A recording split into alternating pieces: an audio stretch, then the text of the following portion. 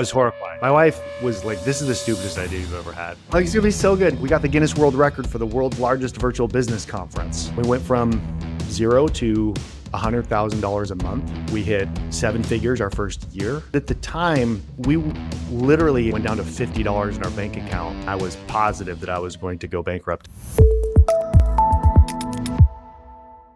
Brandon, Vaughn, we have a freaking treat today.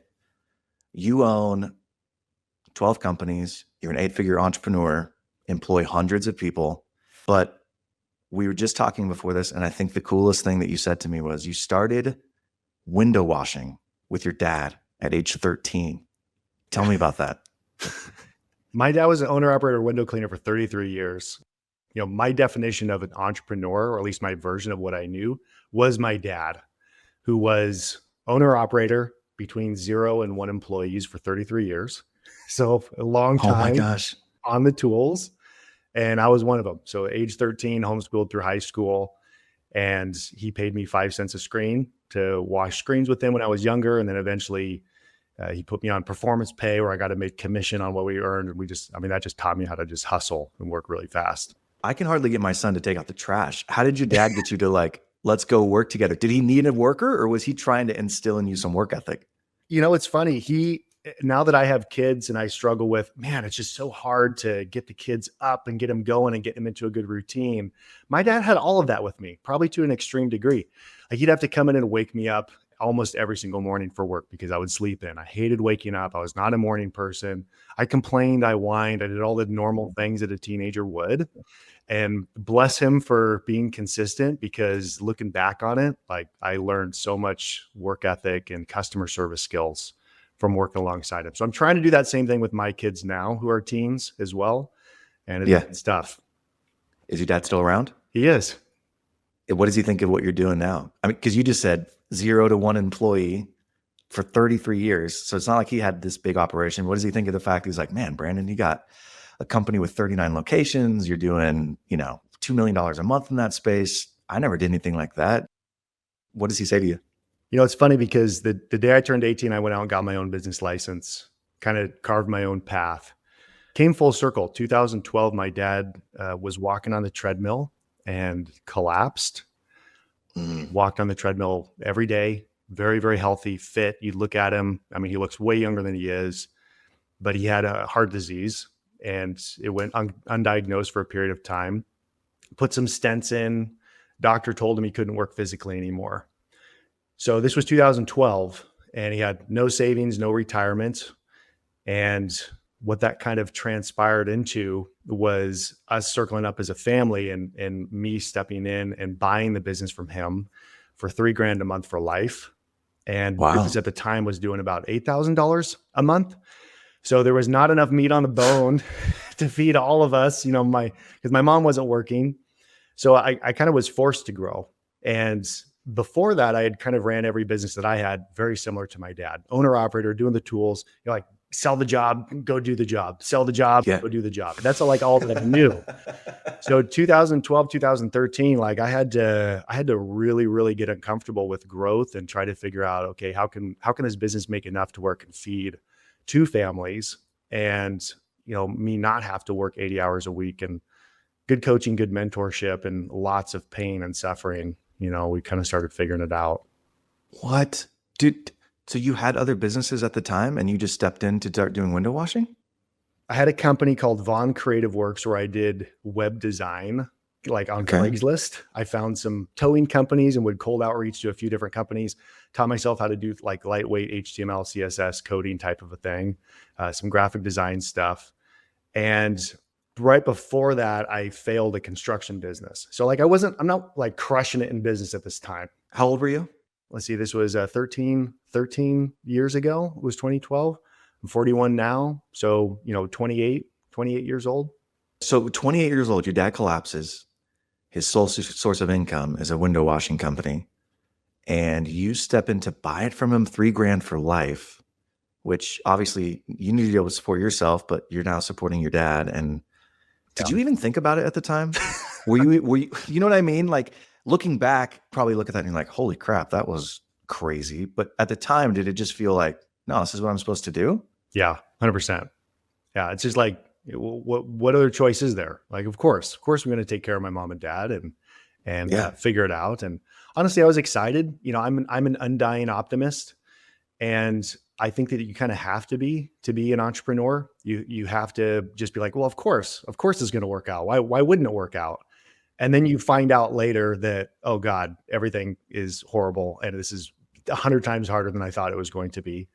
And then hopefully your desire to just, your refusal to quit and your work ethic to just, I'm going to make this work no matter what, that willpower allows you to not collapse on yourself like a dying star. And I feel like that's kind of the recipe for good entrepreneur is you have to have enough optimism to be able to just be like, we're just going to send it. We're just going to go for it. This is going to be great. And I'm selling my wife on it. Like, this is going to be awesome. Like, I want to grow this thing and I'm going to get this and be like this whole thing. We're going to keep the second generation thing going on. And it was way the heck harder than I thought it was going to be. But at the time, it's like, no, the course is we're going to do this and we're going to get it figured out. So what happened with that business? You take over that business. You're like, oh, I got some window washing experience. I used to do this as a kid. I'm a freaking pro. You step in, you convince your wife to do it, which, bless our wives. I don't know how they stick with us. Way harder than it was. Where did you get to with that business over time?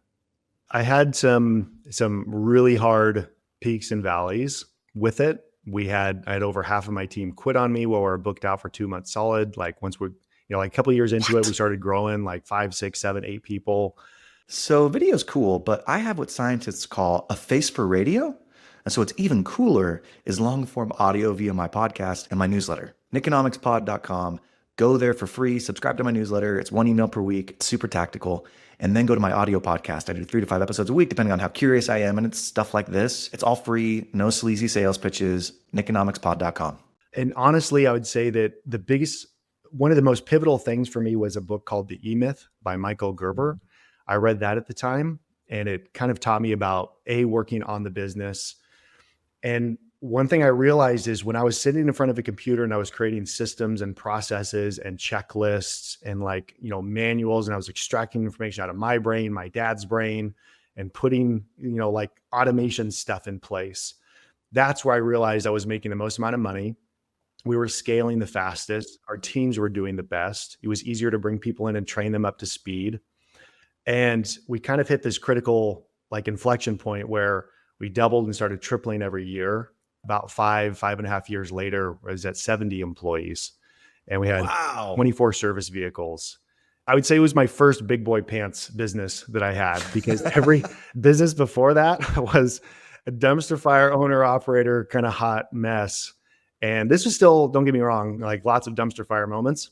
It was, it got to a place where okay, I'm only working 5 hours a week in the business. It runs itself pretty much. I was speaking a lot. I was doing lots of, teaching at industry events for home services. And then just had someone just randomly approach me, ask me to go out for lunch after one of my speaking sessions and offered to buy my business. And sweet. We sold within a couple months after that. It was crazy. Okay. So at the end of the 5 years, when you sold the business, what was your trailing 12 months top line? I know you said 70 employees, but what kind of revenue was it doing? The month that we actually exited, we're doing about $500K a month. Wow. There's seasonality that, that of course kind of goes with that, in the wintertime. And we were adding like a truck a month. So it was like boom, boom, boom, boom, boom. We were really kind of scaling up a lot. 12 trailing months was obviously less. It wasn't $500K a month the last 12 months because we were growing really rapidly. But that's really where it kind of settled into. What would your dad say as you were scaling? What would your dad say every time you're like, hey, we got to get a new truck. Hey, we got to hire new people. What would he say? Truck number 2, he goes, are you sure you want to grow this much? Like, are you sure you want to do this? And then truck number 3, whoa, Brandon, this is, I'm not kidding you. He really was horrified, nervous, really freaked out. Like any moment that I had that was just super stressful, he's like, see, I told you, this is why I told you. Small, it's simpler. See, this is why I always kept it this small. There's lots of complications, and he wasn't wrong. It was way simpler. It was way easier, but he had a bus score of 1, and bus score is how many people need to get hit by a bus in your company before it ceases to exist. And for my dad, that number was 1. We want that number to be as high as possible. Oh, Dude, did you make that up? Bus No, score of 1? no, I didn't make it up. I love that. Yeah, I heard, can't remember who it was that I heard it from, but it was an author. Yeah. How many people need to get hit by a bus? And your goal is to have that number be as high as possible. He got hit by a metaphorical bus. And, so as you kind of scale and kind of grow, he was very, very uncomfortable with that thought, but I had more redundancy. Like I had more people whose jobs it was, their livelihood was dependent upon selling stuff and getting work done and completing things, and everyone was on performance pay and it was tied to KPIs and metrics. So it became a lot more redundant and stable to where if something happened to me, it wasn't at risk of the whole business. Yeah, I mean, you get to a point where you've built a real business. You have systems and processes, and it's things that can exist without you necessarily being the one to be there to drive it. 2 things. The first thing is, I don't call it the bus score. I would call it the lottery score. So a few years back, I stopped saying like, well, if somebody got hit by a bus, who would be able to do, or if you got hit by a bus, who would do your job? And I started saying, well, if they won the lottery, who would be able to do their job the next day? Because it's still the same idea, right? Like you win the lottery and you're just grim. Yeah, you're out. Yeah. It's less grim. Fair. I worked in hospice, so I think my team was like, can we not like have our own team die? We're already taking care of dying people. Why are we all getting hit by a bus, man? What's happening here? Why are there so many bus accidents? But the second thing is my dad was an entrepreneur, not very successful entrepreneur. And when I bought my first business, it was a $3.2 million business that I purchased for the first time. And I was talking to him on the phone, and I'm talking to him, and he had never purchased anything that big. Like when we bought cars, they were salvage title cars that he fixed up. When we bought anything, it was like used to be fixed. He built our own house pretty jankily. But anyways, I'm talking to him on the phone, and he's like, he's an immigrant. He says, well, how much is the business? And I was like, oh, it's $3.2 million. Oh, Nikolai, that's too much. That's too much money. Come on, millions of dollars. And I was like, Dad, I did the due diligence. Like, it's a good business. We're going to buy it. He's like, oh, you could go out, start a business for half of that money and grow it 10 times. Anyways. And then I end up selling it years later, and it's an amazing outcome. But it was a very similar experience, right? It's like my dad is like, whoa. What are you doing here? Yeah. It's too big. Yeah. Yeah. It's one of those things that you'll always be surrounded by those types of individuals, and they, it's with love. Like my dad deeply cared. Your dad deeply cared for you. And all these things are said with the best of intention, the best of meanings. But man, there's something about getting around other people in a community of those that are doing big things, because I could tell you what, every friend that I've grown up with, every colleague, every family member looks at me like a 3-eyed alien when they ask, like, I don't even like telling people what I do for a living, because they're like, what do you do for a living? I'm like, I do garage floor coatings. Like, I don't even get into it because it's too weird. And a lot of people can't wrap their brain around it. And I'm just a normal person. I'm a homeschooled kid that didn't go to college, that has made every mistake you could possibly imagine. And I still have no idea what the heck I'm doing. Like, that's kind of like the whole point. I mean, like, you probably don't know what you're doing, because if you're doing something new all the time in order to grow, like, that's just kind of part of it. And it's like getting comfortable with being extremely uncomfortable is it's a rite of passage as an entrepreneur. I still hate talking to people about what I do. It's why I never even asked that question to somebody. Isn't that weird? Because I feel weird about it. But we're renting our house out, and we went and met with people who are going to rent it. And the guy was there with my wife, and he's like, well, what do you do, Nick? And my wife's like, yeah, what do you do? And I've sold a couple companies. I have investments. I own multiple businesses, but it's not like there's only one thing I do. Right. And so my go-to line now is just like, I dick around on YouTube. Yeah. And they're like, what does that mean? And it like always spurs a conversation. But yeah, it's weird trying to explain what you do to people who don't understand entrepreneurship anyways. It's like, so for them, it's always just a foreign concept. That's why I like, one of my favorite stories of yours that we were talking about is you swing for the fences, right? And like, people who swing for the fences are weird. Home run hitters are weird. It's like, well, why would you risk all of that? That's weird. Why would you risk people looking at you when you fail? Mm-hmm. That would hurt my feelings. You did this thing where you started a YouTube channel that was basically chronicling your path to $1 million. And I think for most people, that would be freaky, right? Because what if you fail? What are people going to say to you? What's my wife going to think? What are my friends going to think? I'm putting this out on YouTube. I don't even have an audience yet. And I'm like chronicling this like, oh man, I'm a dummy. I know this because I've gone through the social media space. Talk about that experience of you launching this YouTube channel Oh, it's to get to $1 horrifying. million. My wife was like, "This is the stupidest idea you've ever had." I'm like, "Oh, it's gonna be awesome. Like, it's gonna be so good." Because you need to understand something. Like, let me tell you about the stakes. I owned a business coaching company called Conquer. So I while I was growing my service business, I did lots of public speaking. I had tons of people ask me for coaching. And so I went out and found eventually got up to close to 50 coaches that all owned 7 and 8 figure businesses. We kind of made this group together. It was unbelievable. We did so many cool things with that business. We got the Guinness World Record for the world's largest virtual business conference. No way. Yeah. It was just we had almost 21,000 home service business owners attend our event, the Home Service Super. Holy crap. But I had a lot of eyeballs on me, and it kind of gnaws at you when people are like, "Oh, well, you just sold your business, so you're kind of a sellout." And those who can't do, they teach, and it just always ate on me a little bit, and definitely some ego and some pride. So I told my wife, "Okay, I want to start this business. It's going to be a YouTube thing. The rules are no work in the field from day one, no sales. I can't go to even do a sales call. In fact, I won't even answer a phone call from day one. I have this small, little startup budget of $15K. And I'll pick an industry I have no experience in, won't use any of my previous contacts whatsoever. In fact, I won't even make a single phone call to any of my previous contacts. As far as people are concerned, they wouldn't even know that I'm even involved because the phone rings to my salesperson on a VoIP phone. And started this company called Wise Coatings. And we went from 0 to $100,000 a month in 4 months. So month 4, we hit 100K. We hit 7 figures our first year inside of our first calendar year. And then about 6 months into it, I decided to franchise it and found a CEO / partner who was going to earn equity into the business or get equity in the business as part of launching this. We franchised it 6 months in and cash flowed this thing. And now it's 39 locations. And it's just this crazy, crazy, bizarre journey of, kind of what's possible.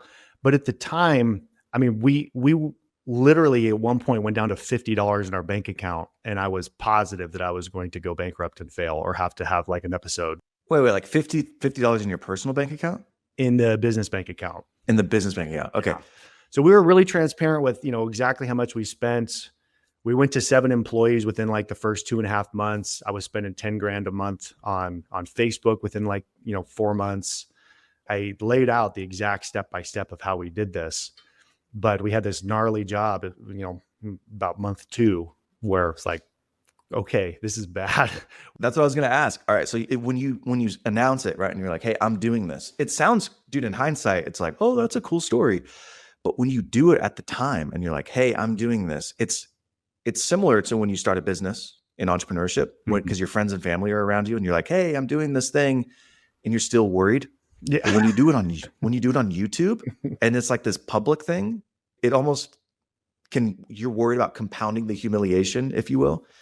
So, $100,000 by month 4, that's cool.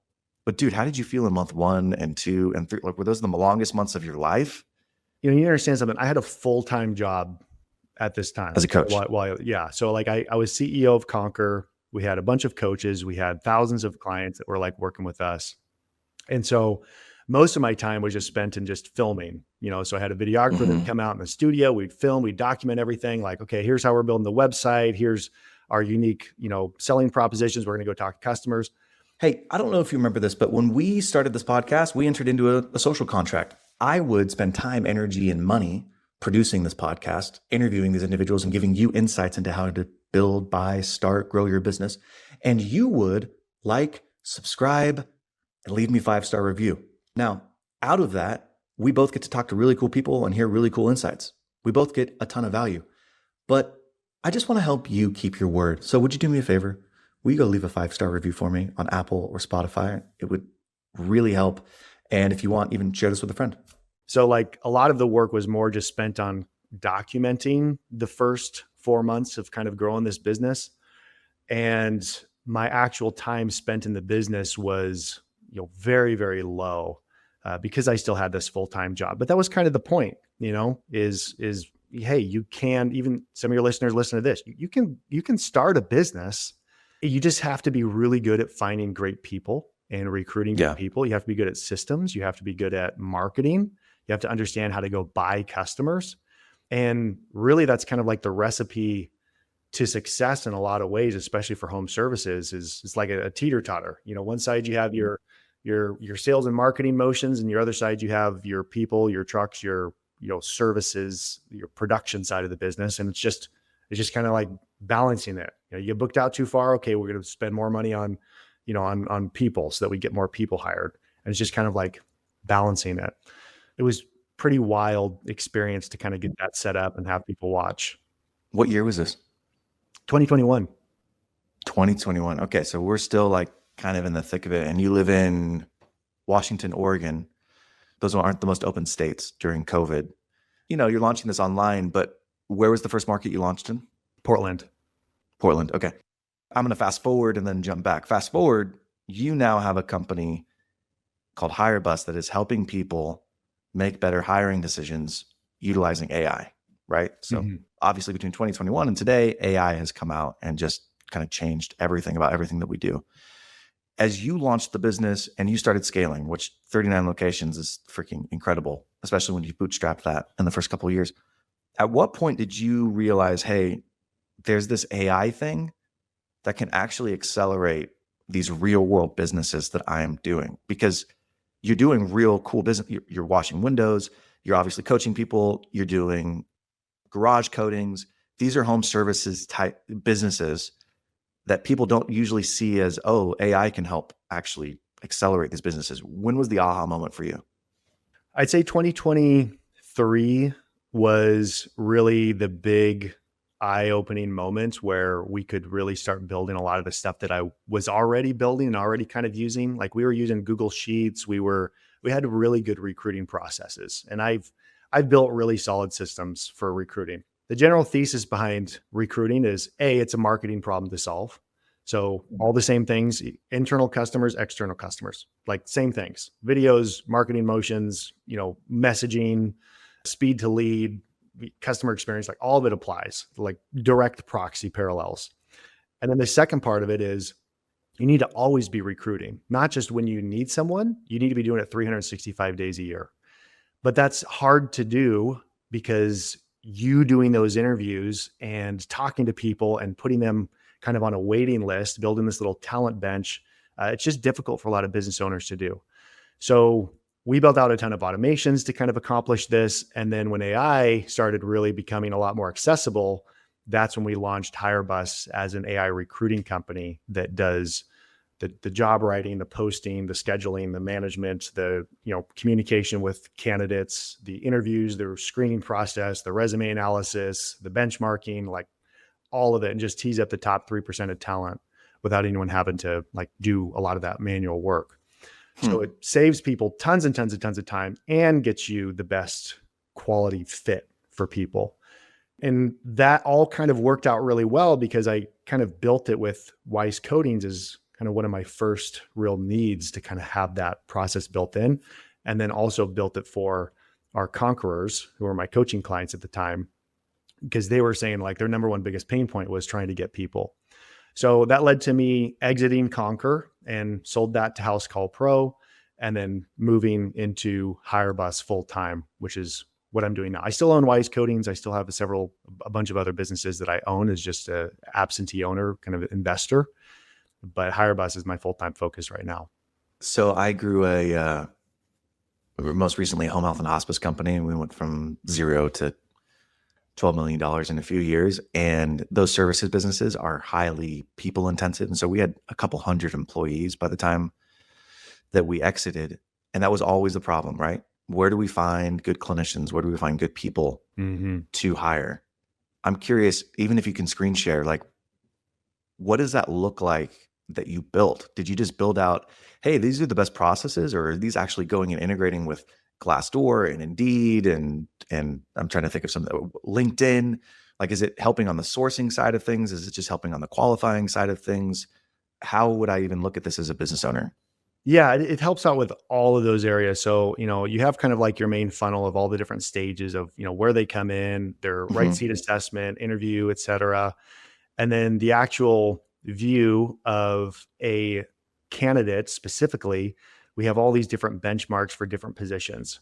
So like if you're trying to hire an outside salesperson, one of our core things that we have is called the right seat assessment. And it's a single question assessment. It only takes a few minutes to complete. And you get back 21 different behavioral benchmarks on how well they are, aligned from 0 to 100. And each one of these roles has a different Wow. set of benchmarks that correspond against the highest performing people inside of those roles.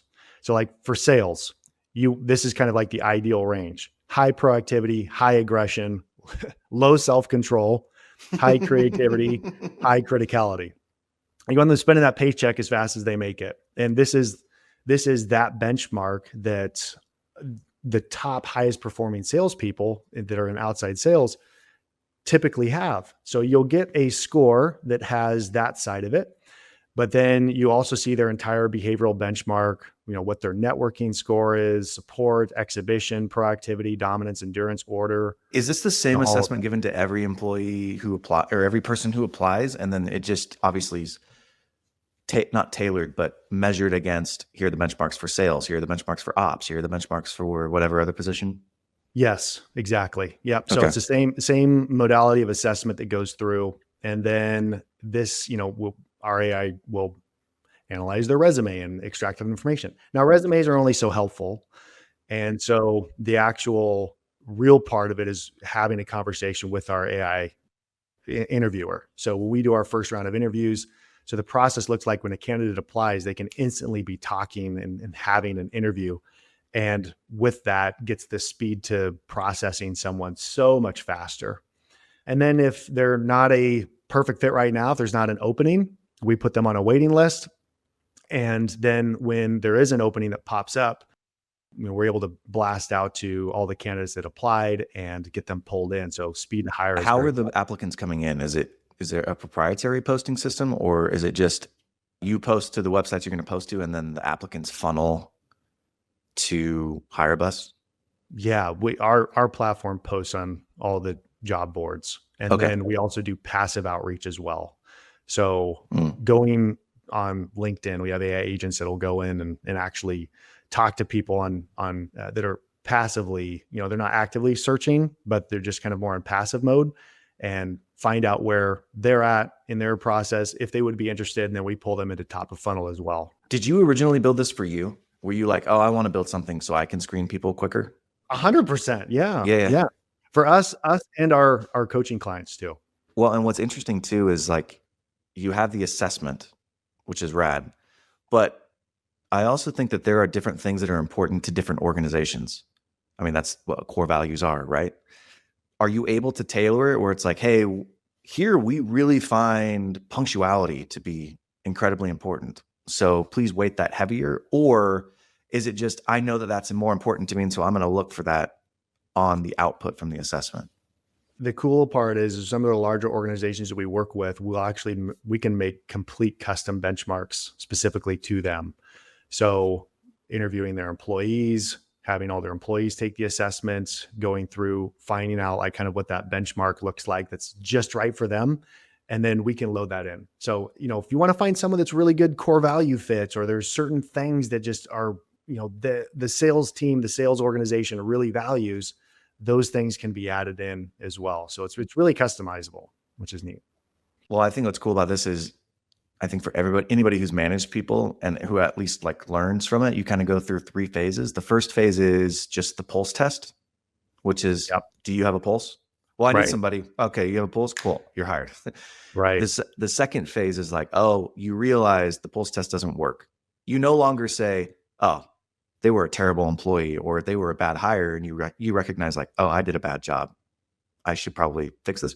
So the second phase is like, you're more clear. You ask better questions in that interview where you're like, oh, okay, well, what was your background? How did you do that? And then the third phase, in my opinion, is it's not a working interview, but you actually see their output. Maybe you give them a quiz, or maybe you ask them to do some function of the job that they're going to be doing, because you don't ultimately know Right. what that might look like.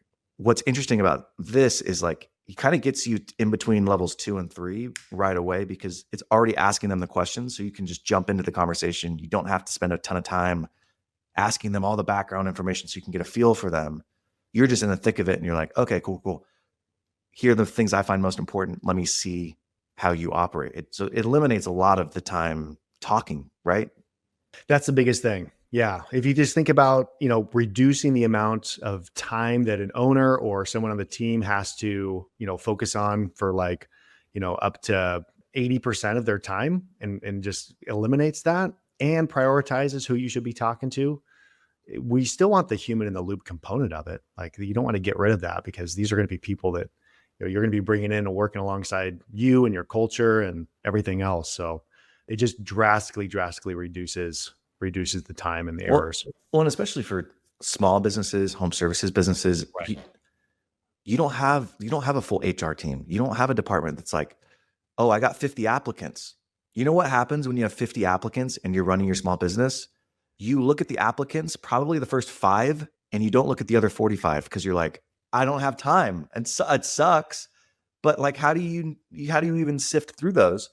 You end up getting to like the first 5 and then you hire somebody. But this, I agree with you, is always a problem. How do I get quality? How do I get applicants who are coming in? How do I then qualify them in a way where they're actually going to work out? Because in my experience, no matter how good you vet them, it still is a coin flip sometimes. Like, you still don't fully know how they're going to turn out.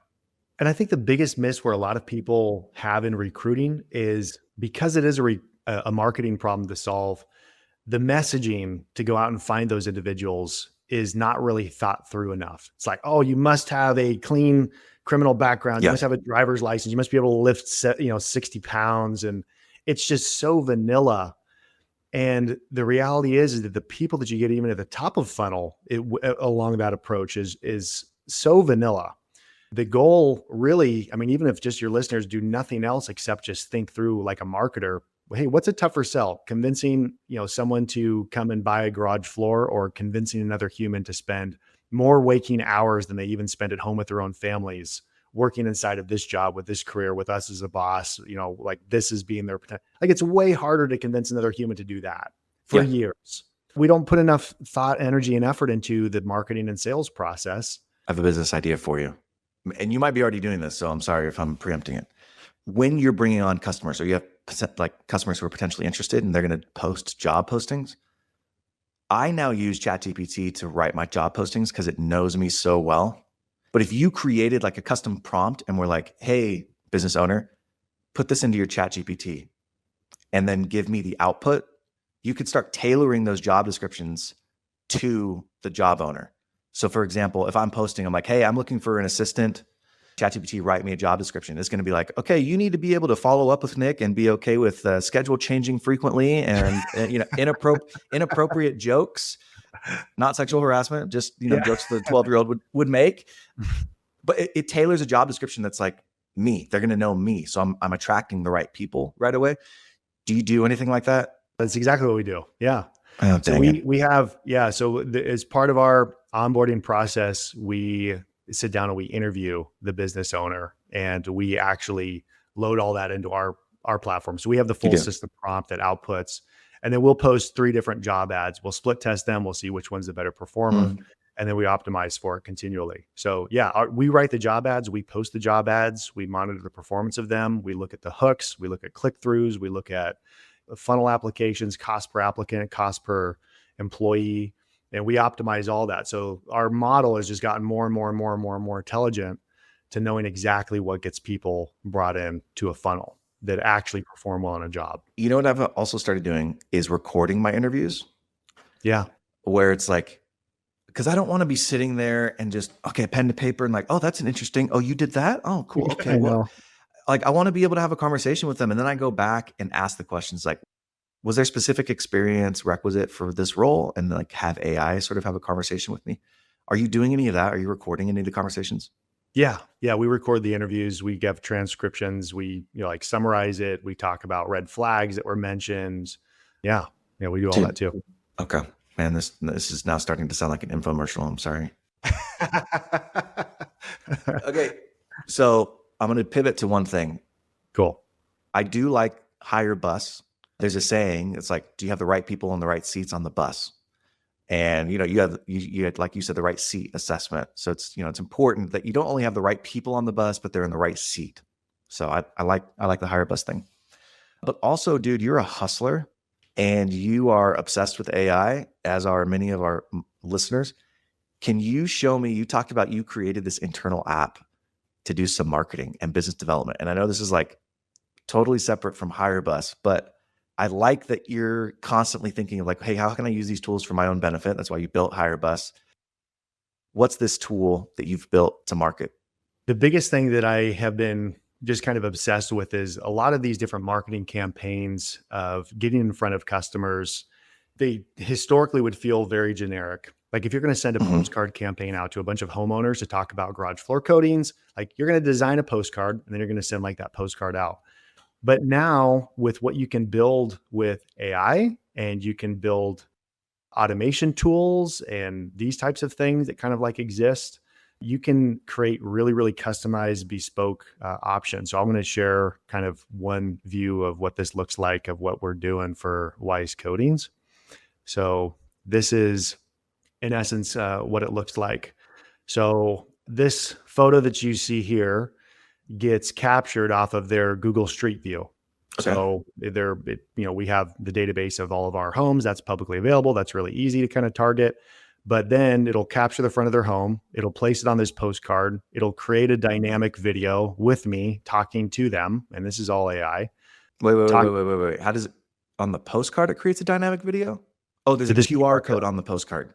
Yes. So Got this it. QR code, it's a dynamic QR code that will pop up. And then when they scan it, it says, scan here to watch the video recorded for you. It takes them to a landing page. We can track click-throughs. We can, track conversions, et cetera. What the freak? But then that video basically is like, hey, my name is Brandon with Weiss Coatings. I know you don't know me. It's probably really weird to get a picture of your house delivered to you on a postcard. This is literally just you, though. This is one of the tools that we use, just to kind of introduce ourselves to neighbors. We were next door working at one of your neighbors' homes and wanted to just kind of get your attention and tell you a little bit about what we do. So, one of the things and then we just kind of like launch into the pitch. So it's a dynamic video. And when you think about like the possibilities with anything you can imagine on marketing campaigns, et cetera, it's really limitless.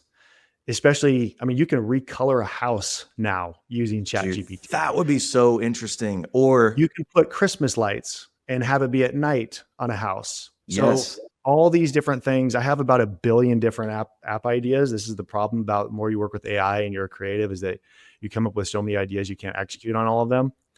As much as people can learn how to use tools like Supabase, N8N, Vercel, V0, Lovable, Replit. Let me share this with you. This is a little bit embarrassing, but I'll just share it real quick. All right. So I took these pictures in my front yard and it was like, it's a mess out here. I love it. Yeah. It's not good. Right. I'm like, I don't even know where to start. It's just totally out of control, overgrown. And so I'm like, here's some pictures of the same area of my front yard. It feels out of control. It's literally what I said. Can you generate an image of what it could look like if I cleaned it up a bit? And so then it generates this image. Right. I was like, oh. Now imagine getting that on a postcard. Yes. That would be incredible.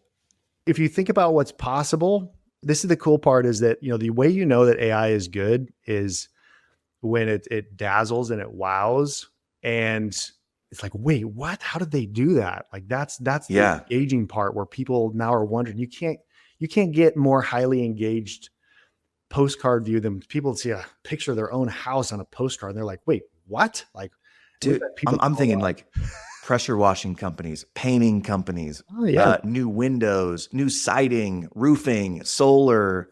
All right. Tell me, what do the economics look like? Have you tested this? We have. Yeah. We have tested it. It crushes. Like the ROI on it is insane. It's extremely high. It's very difficult to build the street view agent because the way that the Mm. API works and some of the angles, like getting actually the house framed in and then interpolating it and stuff.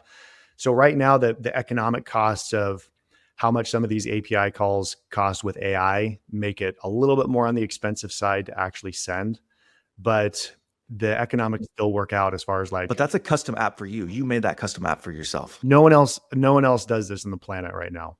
To my Right. So either you could sell it or somebody who is in home services could build their own version of the app. yeah, But they should build it. Like, like that's a beautiful thing about what can exist. do you have anything off the top of your head? Is it like what percentage actually click or look at the QR code or set up a call? Do you have any metrics around that? The actual like engagement percentage is 15%. 15 15%. Where from a postcard? yes. Now that's not like actually generating calls. I'm just talking about they've scanned the QR code. Click the QR code. Yes, they've scanned the QR code. What? Yeah.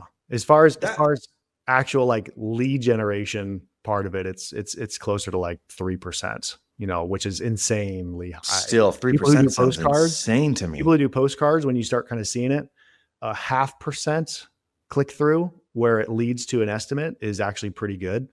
And there's more optimization that we can do. There's some more parts of the process, but it's crazy, man. This would have been so hard to build, or it would require you have a human sit down full time just in front of a computer, designing this stuff. And now that with what exists with AI agents, I mean, this is kind of a vanilla use case right now of an automation. 3% set up a call, you said? Yeah. Mm-hmm. What percent convert to a paying customer? 30%. Okay, so close to 1% of all the postcards you send out turn into a paying customer. Mm-hmm. How much is a postcard? $1. That's how much it costs to send a postcard? With the actual API, with the API component, everything like built in, the API calls, the image generation, $1 on the pages, all of it. Yeah, it's about $1. And how much do you make on average from a customer? You go in and coat their garage floor. Average ticket is $4,000. Dude, it's a money printing machine. Are you kidding me? $1 customer acquisition cost? Yeah. Dude, that's blowing my mind. $1 customer acquisition cost? And you're talking about a $4,000 ticket cost? Well, no. The dollar's not customer acquisition cost. That's how much a postcard costs. So it's $100. $100. I'm sorry. Yeah, $100 customer acquisition cost against a $4,000 average ticket. Still, that's what, a 48x ROAS? Like, yeah, it's insane. Like Facebook, that's insane. The way that I built Wise Codings at beginning was a 10x ROI benchmark. So we would spend $10,000 a month on Facebook, and that would get us $100,000 a month in work. So it's a 10x ROAS. And this is 4 times better than that. Yeah. So it's really, really powerful. Dude, that is freaking incredible. Is this the app that you built? Is that like on a marketplace, or is it you're like, nah, I'm holding on to this bad boy? I don't know, to be honest. I mean, like right now, it's just for me. I have a lot of different businesses, and one of the biggest things that I have is serial startup syndrome, and I have to be careful about that because it gets me into trouble sometimes. So I've been focused a lot more on like acquisition being my biggest play. So I have a company called Hammer and Forge, and we buy electrical companies. We just bought a electrical company, and we're going to do like a roll up kind of underneath the electrical space. And I've been trying to stick a little bit more to that as opposed to just these startups. But if I find like a really good entrepreneur that's like, I want to take that idea and I want to run with it, like I'd partner with them and let them run with something. But I don't do startups. Hi, I'm Brandon, and I'm a serial starter addict. Serial startup syndrome. Yeah. It's hard. I was just talking to somebody about this. Like, there's no shortage of good ideas. There is no shortage of good ideas or opportunity. That is not the problem. The problem is time allocation. That's right. Are you good at allocating your time? So I'm in 100% agree with you. That's really hard for entrepreneurs, especially when they see an opportunity to not chase it down. Time's the ultimate currency. And, the wealthy will trade their money to create time and manufacture time. Money, wealthy think about collapsing of time rather than like, oh, how do I make $1 million? It's like, no, how do I make $1 million in like a minute? It's because a fry cook at McDonald's will make $1 million over the lifetime of his career as a fry cook Right. at McDonald's. But wealthy don't think in terms of money. It's just like, okay, how can, collapse this down into a certain time frame? And that involves, okay, I want to spend money over here to get the right team, the right people. I want to pay an agency to come in and do this work. I don't DIY my own Facebook ads. I don't DIY my SEO stuff. Like, I work through people. And the more you kind of work on that delegation exercise, that muscle, I think the lot more effective you become at an effective delegator. And that's what ultimately buys you back more time. It took me years to get better at that. And I'm still working on it every day. But to me, like, that is the key to be able to be a successful entrepreneur, is the ability to be able to delegate and tee people up for success. Brandon, this is freaking amazing. Where's the best place for people to come find you? They go to hirebus.com/Nikonomics. I actually will have a gift for them. So speaking of, Cool. setting people up for success, if you're in home services and you want job descriptions, role blueprints, we have a packet that's for your industry specifically. Every single role blueprint of every role that kind of exists in a home service business doing up to 20 million in revenue. And you can see, like, specifically how much revenue or what their roles and responsibilities will look like for that given role. So if you go there, we'll send you that over. No strings attached. Just send you an email with a Google Drive link that you can just download and customize for yourself. And then I love that. Having us hire someone for you, let us know too. Help you out. Awesome. All right, man. Well, I can't wait to check in with you in like a year and see how your kingdom looks. It's going to be rad. We got to check in a lot sooner than that. But yeah, it's great talking. Yes, sir. Yes, sir. All right. Awesome. We'll talk soon. All right. Hopefully you liked that episode. And if you've made it this far, you're either really committed or you're stuck doing yard work and you can't actually skip on your phone. So while I have you, the show is growing, but I have a favor to ask of you. Will you please help me grow the show? I want to reach more people. There's a couple things that you can do. Like and subscribe is the simplest thing. Obviously, you want to get notifications for when the next episode is coming out. But if you go the next step, will you leave me a review? 5-star on Spotify or Apple. What that does is it tells the algorithm that, oh, hey, this is a high value podcast because more people are leaving reviews for it, and it then pushes it out to more people. So that's why when people are like, will you like and subscribe and put a 5-star rating? It's not just to make themselves feel better. It's actually to get more exposure for the show. So if you do that for me, I would greatly appreciate it. And I'll see you next time.